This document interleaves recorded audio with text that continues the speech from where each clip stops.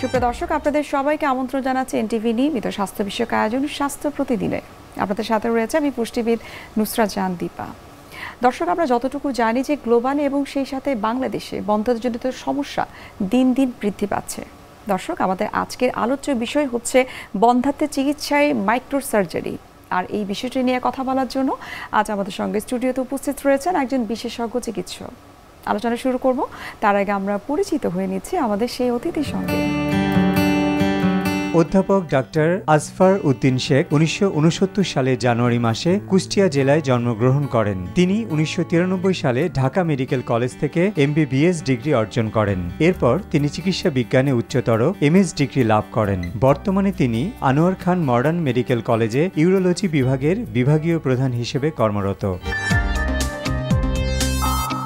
Sir, আপনাকে স্বাগত জানাচ্ছি আমাদের আজকের অনুষ্ঠানে।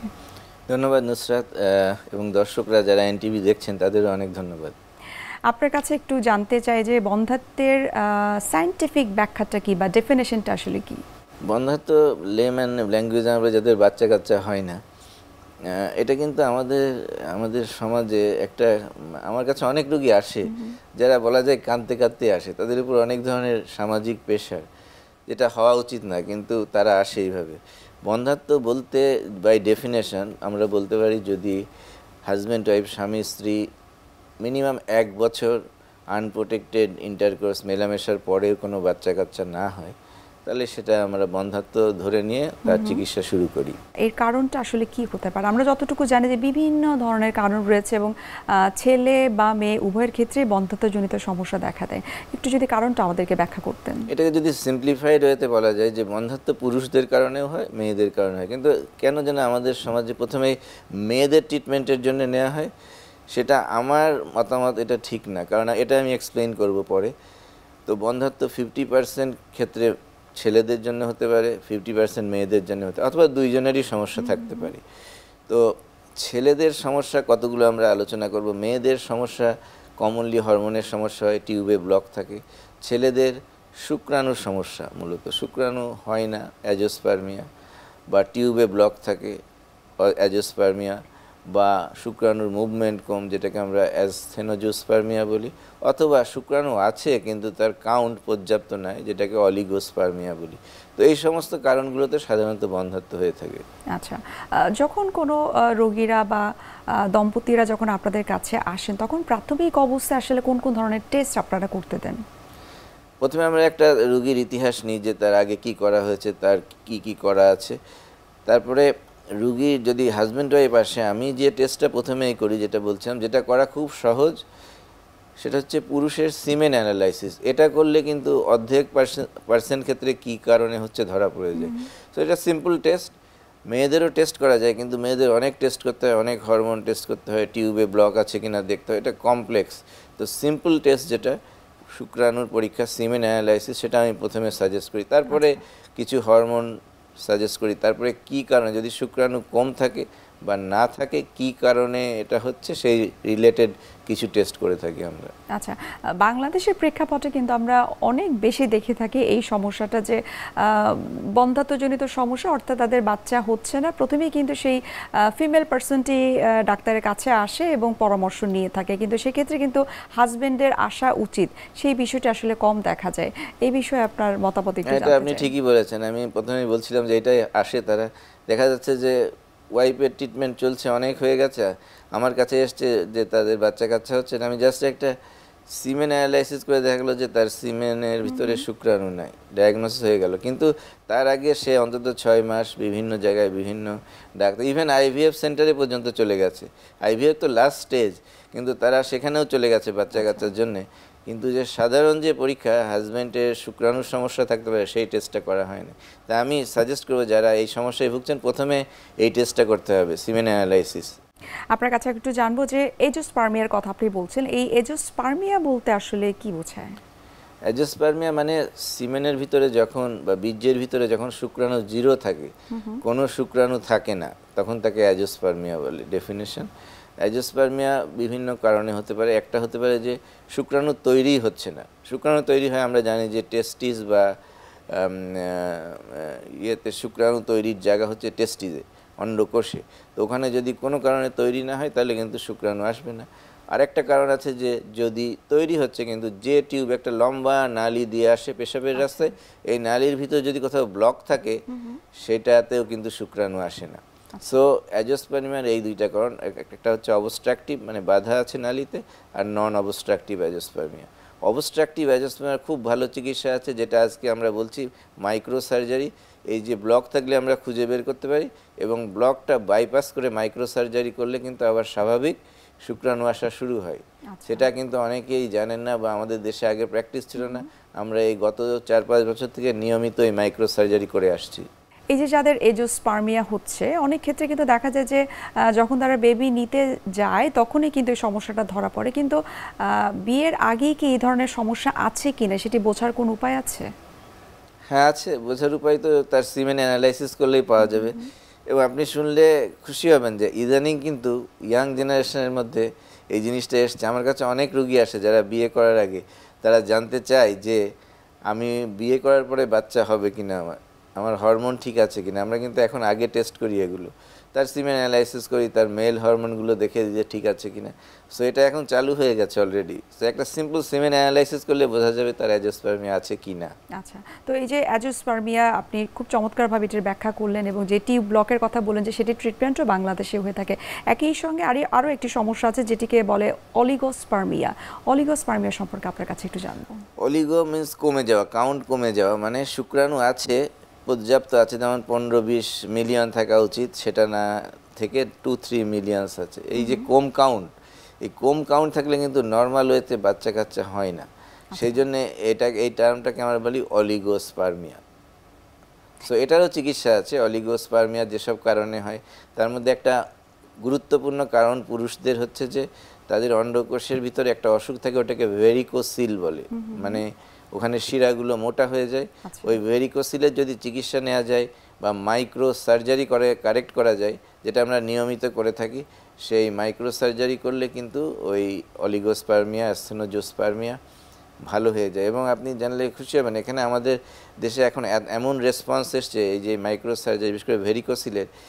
আমরা আমাদের সেন্টারে প্রায় 12 থেকে 14টা প্রতি সপ্তাহে করে থাকি, যেটা ওয়ার্ল্ডের মধ্যে হাইয়েস্ট। আমি পরিসংখ্যান নিয়েছি, ওয়ার্ল্ডের মধ্যে হাইয়েস্ট করা হয় এই মাইক্রো সার্জারি ভেরিকোসিলের। আচ্ছা, প্রায় 14-15 পার উইক। এই যে আপনি বলছেন যে মাইক্রো সার্জারির কথা এবং আপনি বললেন যে বাংলাদেশের প্রেক্ষাপটে এটি হাইয়েস্ট হয়ে থাকে এই ধরনের টেস্টগুলো, একটু হয়তো আমাদের দর্শকরা জানতে চাইবে এবং আমি আপনার কাছে জানতে চাইবো যে এই মাইক্রো সার্জারি বলতে আসলে কী বোঝে, এটি কী ধরনের টেস্ট? মাইক্রো সার্জারি এক ধরনের সার্জারি, লাইক অন্য সার্জারির মতো এক ধরনের অপারেশন, কিন্তু এটা মাইক্রোস্কোপ দিয়ে করা হয়, মানে অণুবীক্ষণ যন্ত্রের সাহায্যে দেখে দেখে আমরা করি। সো ইনস্ট্রুমেন্টগুলো খুবই ছোট ছোট থাকে, খুবই সূক্ষ্ম মুভমেন্ট থাকে। সুতা যেগুলো দিয়ে আমরা অ্যানাস্টোমোসিস করি ওগুলো খালি চোখে কখনোই দেখা যায় না, 10-0 বলি আমরা, ওগুলো মাইক্রোস্কোপের নিচে দেখা যায়। সো পেশেন্টকে মাইক্রোস্কোপের নিচে শুয়ে ওই ইনসিশনের জায়গাটা মাইক্রোস্কোপ দিয়ে প্রায় অ্যাবাউট 10 to 30 টাইমস এনলার্জ করা হয়, অনেক বেশি এনলার্জ করে ম্যাগনিফিকেশন দিয়ে ওই অ্যানাস্টোমোসিসগুলো করি। কারণ টিউবগুলো খুবই সূক্ষ্ম, খালি চোখে অ্যানাস্টোমোসিস করা যায় না। এটা আমাদের রুটিন প্র্যাকটিস হয়ে গেছে, আমরা রেগুলারলি গত 4-5 বছর মাইক্রো সার্জারি করছি। আচ্ছা, যাদের এই ধরনের সমস্যা রয়েছে অর্থাৎ অলিগোস্পার্মিয়া বা এজোস্পার্মিয়া জনিত সমস্যা রয়েছে, আপনি বলছেন যে মাইক্রো সার্জারির মাধ্যমে খুব চমৎকারভাবে ডায়াগনোসিস করা যায় এবং ট্রিটমেন্ট আপনারা ওভাবে করছেন। এখন একটু আপনার কাছে জানবো যে এই ধরনের প্রসিডিওরগুলো বা সার্জারিগুলো যখন করা হয় সেটি আসলে কতদিন সময় লাগে বা কতদিন পর পর করতে হয়, এটার কোনো সেশন আছে কিনা? এটাই মাইক্রো সার্জারির বিউটি, যে আমার কাছে যে রুগীরা আসে সাধারণত আমি অ্যাপয়েন্টমেন্ট দিয়ে দিই। সাপোজ আপনার ফ্রাইডেতে অপারেশন হবে বা স্যাটারডে, রুগী জাস্ট অপারেশনের 2 ঘন্টা আগে আসে। যদি দুপুর 12টায় দিই 10টায় আসে। অ্যান্ড দেন তাকে একটা অ্যানাস্থেশিয়া দেওয়া হয়, ফুল অ্যানাস্থেশিয়া না স্পাইনাল বা শরীরের অর্ধেক অবশ করা হয়। দেন উই স্টার্ট সার্জারি, কিন্তু সময় লাগে, এটা সূক্ষ্ম কাজ, 2-3 ঘন্টা সময় লাগে, মাইক্রোস্কোপে আন্ডারে করতে হয় দেখে দেখে। তারপরে কিন্তু রুগীকে আমরা 12 থেকে 14 ঘন্টা মাত্র অবজারভেশনে রাখি। Then we discharge the patient, মানে ডে কেয়ার প্রসিডিওরের মতো। সো এটা কোনো মেজর হ্যাসেল নাই, আগে থেকে ভর্তি হওয়ার অসুবিধা নাই, কাটা ছেঁড়াও ব্যাপার না, ছোট্ট একটা হোল দিয়ে আমরা করি, কোনো ব্যথা থাকে না। এবং সব থেকে বড় ইম্পর্টেন্ট যেটা মাইক্রো সার্জারির মধ্যে আমরা যেমন মাইক্রো সার্জিক্যাল ভেরিকোসিলেক্টমি এতদিন অন্য যেসব চিকিৎসা আছে ল্যাপারোস্কোপি কেটে করা এগুলোতে আবার হয় রিকারেন্স, কিন্তু মাইক্রো সার্জারিতে দেখা যাচ্ছে কোনো রিকারেন্স হয় না। সেই জন্যে মাইক্রোসার্জারি এত পপুলার হয়েছে এবং এটার কোনো কমপ্লিকেশন নেই বললেই চলে। যেমন ব্যথা থাকে না, ইমিডিয়েটলি পেশেন্ট বাসায় চলে যেতে পারে এবং অলমোস্ট 100% কিওর রেট।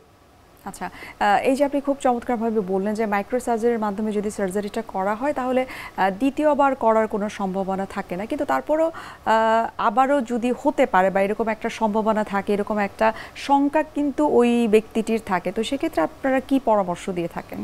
হ্যাঁ, মাইক্রোসার্জারিতে 0.5% বলা হয়, মানে 200 জনের মধ্যে একজনের এই ধরনের মাইনর প্রবলেম হতে পারে।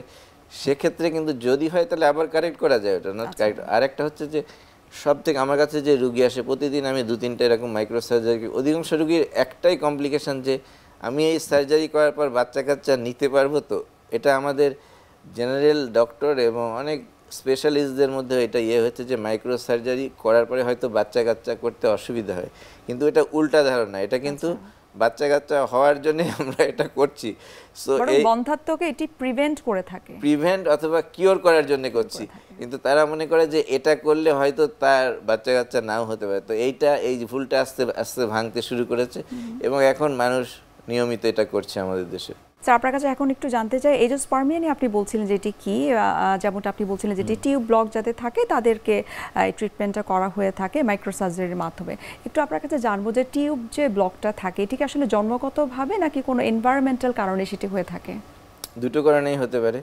যে টিউবটা দিয়ে টেস্টিস বা অন্ডকোষ থেকে শুক্রাণু পেশাবের রাস্তায় আসে ওটাকে আমরা বলি ভাস ডিফারেন্স। আচ্ছা, সো ভাস ডিফারেন্সের তারপরে আরেকটা টিউবের সাথে সেমিনাল ভেসিকল হয়, দুইটা টিউব মিলে একটা টিউব হয়, সেটাকে ইজাকুলেটরি ডাক্ট বলে, সেটা পেশাবের রাস্তায় আসে। এখন এই লম্বা একটা পথ, এই লম্বা নালীটার মধ্যে যে কোনো জায়গায় ব্লক হতে পারে। তো ব্লক হতে পারে এপিডিডাইমিসের ওখানে। ব্লকের কয়েকটা কমন কারণ, একটা হচ্ছে টিউবারকুলোসিস, ইনফেকশন হলে ব্লক হয়, যেমন ভেনারেল ডিজিজেস, সিফিলিস, গনোরিয়া স্পেশালি, এগুলোতে কিন্তু ব্লক হয়। সো ইনফেকশনের জন্য হতে পারে, প্লাস ট্রমার জন্য হতে পারে, প্লাস কনজেনিটাল অ্যাবসেন্স। আপনি বলছেন জন্মগত আমি যে অপারেশন করেছি আমার স্ট্যাটিস্টিক্সে অ্যাটলিস্ট 10% মানুষের কনজেনিটাল অ্যাবসেন্স অফ ভাস, মানে ভাসটা নাই, ওই টিউবটা তৈরি হয় নাই, সেই জন্য অ্যাজোস্পার্মিয়া হচ্ছে। ঠিক আছে, সো এটা হতে পারে, জন্মগত কারণেও হয়। স্যার, আপনার কাছে এখন একটু জানবো, আমরা তো জানলাম যে এজোস্পার্মিয়া কেন হয়ে থাকে, কি কি রিজন, সেটি আপনি খুব চমৎকারভাবে আমাদেরকে বলে। এখন আপনার কাছে জানবো যে অলিগোস্পার্মিয়া, যেটি স্পার্মের সংখ্যা কম থাকে, সেটির কারণটি আসলে কি? অলিগোস্পার্মিয়া কয়েকটা কারণে হতে পারে, অনেক কারণেই হতে পারে, কিন্তু অনেকগুলো আমরা জানি না। যেগুলো জানি সেগুলোর কারণ হচ্ছে, একটা হচ্ছে অ্যান্টিবডি, অ্যান্টি-স্পার্ম অ্যান্টিবডি, সেটার জন্য অলিগোস্পার্মিয়া হতে পারে। অ্যান্টি-স্পার্ম অ্যান্টিবডি হয় সাধারণত টেস্টিসে বা কোনো জায়গায় ট্রমা হলে, জেনিটাল সিস্টেমে ট্রমা হলে অ্যান্টিবডি তৈরি হয়। স্পার্ম একটা অ্যান্টিজেন, সো ব্লাডের কন্ট্রাক্ট আসলে অ্যান্টি-স্পার্ম অ্যান্টিবডি তৈরি করলে ওই অ্যান্টিবডি যখন স্পার্মের সাথে লাগে তখন স্পার্মের মুভমেন্ট কমে যায়, অ্যাসথেনোজোস্পার্মিয়া হয়। সো সেটা একটা কারণ। আর একটা ভেরি ইম্পর্টেন্ট কারণ ইজ ভেরিকোসিল, যেটা আমি বলছিলাম। ভেরিকোসিল হলে টেস্টিসের মধ্যে টেম্পারেচার বেড়ে যায়। আমরা জানি যে টেস্টিস আল্লাহ বাইরে দিয়েছে, কারণ হচ্ছে ওর টেম্পারেচার মেনটেন করতে হয়, বডির থেকে কম টেম্পারেচারে স্পার্ম তৈরি হয়, সেই জন্যই টেস্টিস বা অন্ডকোষটা বডির বাইরে থাকে। যখন ভেরিকোসিল হয় ওখানে ভেনাস স্ট্যাসিস হয়ে টেম্পারেচার বেড়ে যায়, ওখানে শুক্রাণু ঠিকমতো তৈরি হয় না, ওখানে অ্যাজোস্পার্মিয়া, অলিগোস্পার্মিয়া এগুলো হতে পারে, অ্যাসথেনোজোস্পার্মিয়া। সো ভেরিকোসিলকে কারেক্ট করতে হবে। কারো যদি ভেরিকোসিল থাকে, ইদানিং বলা হচ্ছে তাকে যদি আইভিএফেও যেতে হয়, আইভিএফের আগেও কিন্তু ভেরিকোসিল কারেক্ট করে নিতে হবে, যাতে স্পার্মের কোয়ালিটিটা ইমপ্রুভ করে। সো ভেরিকোসিল ইম্পর্টেন্ট কারণ এই অলিগোস্পার্মিয়া এবং অ্যাসথেনোজোস্পার্মিয়া। এবং আমেরিকান আর ইউরোপিয়ান গাইডলাইনে স্পষ্ট বলা হয়েছে যে যারা ইনফার্টাইল কাপল, মানে মেল, তাদের ক্ষেত্রে যদি এই অলিগো অ্যাসথেনো থাকে এবং ভেরিকোসিল থাকে, তারা মাস্ট এটা চিকিৎসা করাতেই হবে। আচ্ছা স্যার, এই যে আপনি এত চমৎকার করে বললেন যে অলিগোস্পার্মিয়া, এজোস্পার্মিয়ার ক্ষেত্রে আসলে কি করা উচিত, কি ধরনের ট্রিটমেন্ট করলে তার আসলে ভালো হবে, এই বিষয়গুলো আরও বিস্তারিত আপনার কাছ থেকে জানার চেষ্টা করব। এই পর্যায়ে আমরা দেখে নিচ্ছি আমাদের স্বাস্থ্য প্রতিদিনের নিয়মিত আয়োজন, কি খাবেন কেন খাবেন, এই সেগমেন্টটি। সুপ্রিয় দর্শক, আপনারা দেখছেন এনটিভি নিয়মিত স্বাস্থ্য বিষয়ক আয়োজন স্বাস্থ্য প্রতিদিন। এই পর্যায়ে আমরা দেখে নিচ্ছি বিভিন্ন খাদ্যের পুষ্টি গুণাগুণ নিয়ে পুষ্টিবিদের পরামর্শ। শরীর ম্যাজমেজে লাগা, মেজাজ খিটমিটে হয়ে যাওয়া, কোনো কাজে ভালো লাগছে না, কিছু সময় পরপরই ক্লান্তি যেন পিছু ছাড়ছে না, এই জাতীয় সমস্যা অনেকের মধ্যেই দেখা দিয়ে থাকে। এই জাতীয় সমস্যার পাশাপাশি শরীরে মাংসপেশিতে ব্যথা, শরীরে হাড়হাড্ডিতে ব্যথা, এই লক্ষণগুলো যদি প্রকাশিত হয় তাহলে অবশ্যই চেক করে নিতে হবে শরীরে ভিটামিন ডি এর ঘাটতি রয়েছে কিনা। কারণ বেশিরভাগ ক্ষেত্রেই ঢাকা শহরে পাশাপাশি যাদের গায়ে পর্যাপ্ত পরিমাণে সূর্যের আলো লাগে না তাদের ক্ষেত্রে এই জাতীয় লক্ষণ প্রকাশিত হতে পারে। এর অন্যতম কারণ হতে পারে শরীরে ভিটামিন ডি এর ঘাটতি যদি তৈরি হয় তাহলে এই লক্ষণগুলো দেখা দিতে পারে। আর ভিটামিন ডি এর পরিমাণ যদি অনেক বেশি কমে যায় তাহলে কিন্তু অস্টিওপোরোসিস বা অস্টিওআর্থ্রাইটিস এই জাতীয় সমস্যাও দেখা দিতে পারে। সেক্ষেত্রে অবশ্যই গায়ে পর্যাপ্ত পরিমাণে সূর্যের আলো লাগাতে হবে। কখন সূর্যের আলো লাগাবেন? সকাল 10টা থেকে দুপুর 2টার মধ্যে 20 থেকে 25 মিনিট গায়ে সূর্যের আলো লাগাতে হবে। পাশাপাশি সূর্যের আলোতে বেড়ে ওঠা হাঁস মুরগির ডিম, গরু ছাগলের দুধ, এছাড়াও ফর্টিফাইড বিভিন্ন ধরনের খাবার মার্কেটে এখন পাওয়া যায় যেগুলো ভিটামিন ডি ফর্টিফাই করা থাকে, সেগুলোও নিয়মিত গ্রহণ করতে পারেন। আর অতিরিক্ত পরিমাণে কমে গেলে অবশ্যই বিশেষজ্ঞের শরণাপন্ন হয়ে কতটুকু পরিমাণে সাপ্লিমেন্ট গ্রহণ করতে হবে সে বিষয়টি নিশ্চিত হয়ে তারপরে গ্রহণ করার চেষ্টা করতে হবে। অনেকে নিজে নিজেই সাপ্লিমেন্ট গ্রহণ করেন, যে বিষয়টি করা থেকে বিরত থাকতে হবে, কারণ আপনার কতটুকু ভিটামিন ডি কমে গিয়েছে সেই অনুযায়ী কতটুকু ডোজ হওয়া উচিত, ডোজগুলো কত দিন ব্যাপী চলবে সেই সম্পর্কে সঠিক আইডিয়া অবশ্যই একজন বিশেষজ্ঞ ডাক্তার আপনাকে দিতে পারবেন। তাই ভিটামিন ডি এর পরিমাণ কমে গেলে বা এই লক্ষণগুলো দেখা গেলে দেরি না করে একজন বিশেষজ্ঞের শরণাপন্ন হতে হবে। পাশাপাশি সঠিক সুনির্দিষ্ট খাদ্য তালিকা মেনে চলতে হবে, নিয়মিত গায়ে সূর্যের আলো লাগাতে হবে। স্যার, আপনার কাছে এখন একটু জানবো, আপনি বলছিলেন যে বন্ধ্যাত্ব চিকিৎসার ক্ষেত্রে বিশেষ করে ছেলে মেয়ে উভয়ের ক্ষেত্রেই আইভিএফ অনেক বেশি গুরুত্বপূর্ণ এবং ছেলেদের ক্ষেত্রে micro surgery is very important. একটু জানবো যে আইভিএফ এবং মাইক্রো সার্জারি সুবিধা অসুবিধা আসলে আছে কিনা?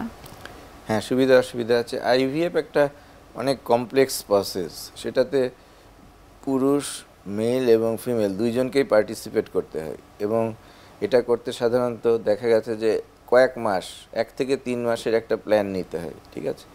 মাইক্রো সার্জারি সেই তুলনায় সিম্পল। পুরুষের যদি অ্যাজিওস্পার্মিয়া থাকে, আমরা অবস্ট্রাকটিভ অ্যাজিওস্পার্মিয়া থাকে, বাইপাস করে দিই। আগে আমি বলেছি জাস্ট 1 দিনের প্রসিডিউর, 1 দিন সকালে আসে প্রসিডিউর করে, হ্যাঁ, ডে কেয়ার সন্ধ্যায় চলে যায়। সো এটা ইম্পর্টেন্ট একটা ব্যাপার।